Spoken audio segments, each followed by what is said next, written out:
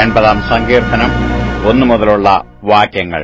ആട്ടിൻകൂട്ടത്തെ പോലെ യോസഫിനെ നടത്തുന്നവനായി ഇസ്രായേലിന്റെ ഇടയനായുള്ളവയെ ചെവിക്കൊള്ളണമേ. കെരൂബുകളിന്മേൽ അധിവസിക്കുന്നവനെ പ്രകാശിക്കണമേ.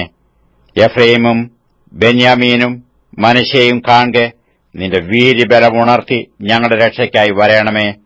ദൈവമേ, ഞങ്ങളെ യഥാസ്ഥാനപ്പെടുത്തണമേ. ഞങ്ങൾ രക്ഷപ്പെടേണ്ടതിന് തിരുമുഖം പ്രകാശിപ്പിക്കണമേ. സൈന്യങ്ങളുടെ ദൈവമായ യഹോവേ, നീ നിന്റെ ജനത്തിന്റെ പ്രാർത്ഥനയ്ക്ക് നേരെ എത്രത്തോളം കോപിക്കും? നീ അവർക്ക് കണ്ണുനീരിന്റെ അപ്പം തിന്മാൻ കൊടുത്തിരിക്കുന്നു, അനവധി കണ്ണുനീർ അവർക്ക് കുടിപ്പാനും കൊടുത്തിരിക്കുന്നു. നീ ഞങ്ങളെ ഞങ്ങളുടെ അയൽക്കാർക്ക് വഴക്കാക്കി തീർക്കുന്നു, ഞങ്ങളുടെ ശത്രുക്കൾ തമ്മിൽ പറഞ്ഞ് പരിഹസിക്കുന്നു. സൈന്യങ്ങളുടെ ദൈവമേ, ഞങ്ങളെ യഥാസ്ഥാനപ്പെടുത്തണമേ. ഞങ്ങൾ രക്ഷപ്പെടേണ്ടതിന് തിരുമുഖം പ്രകാശിപ്പിക്കണമേ. നീ മിസ്രയീമിൽ നിന്ന് ഒരു മുന്തിരിവള്ളിയെ കൊണ്ടുവന്നു ജാതികളെ നീക്കിക്കളഞ്ഞു അതിനെ നട്ടു.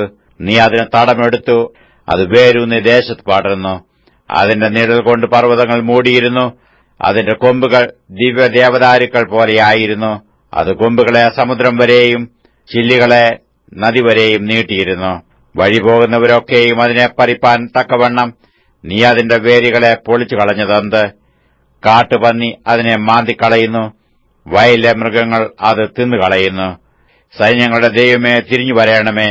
സ്വർഗ്ഗത്തിൽ നിന്ന് നോക്കി കടാക്ഷിച്ചു ഈ മുന്തിരിവള്ളിയെ സന്ദർശിക്കണമേ. നിന്റെ വലങ്കയിൽ നട്ടിട്ടുള്ളതിനെയും നീ നിനക്കായി വളർത്തിയ തയ്യെയും പാലിക്കണമേ. അതിനെ തീവെച്ച് ചുടുകയും വെട്ടിക്കളയുകയും ചെയ്തിരിക്കുന്നു. നിന്റെ മുഖത്തിന്റെ ഭർസനത്താൽ അവർ നശിച്ചു പോകുന്നു. നിന്റെ കൈ നിന്റെ വലത്തുഭാഗത്തെ പുരുഷന്റെ മേൽ, നീ നിനക്കായി വളർത്തിയ മനുഷ്യപുത്രന്റെ മേൽ തന്നെ ഇരിക്കട്ടെ. എന്നാൽ ഞങ്ങൾ നിന്നെ വിട്ടു പിന്മാറുകയില്ല. ഞങ്ങളെ ജീവിപ്പിക്കണമേ. എന്നാൽ ഞങ്ങൾ നിന്റെ നാമത്തെ വിളിച്ചപേക്ഷിക്കും. സൈന്യങ്ങളുടെ ദൈവമായ യഹോവേ, ഞങ്ങളെ യഥാസ്ഥാനപ്പെടുത്തണമേ. ഞങ്ങൾ രക്ഷപ്പെടേണ്ടതിന് തിരുമുഖം പ്രകാശിപ്പിക്കണമേ.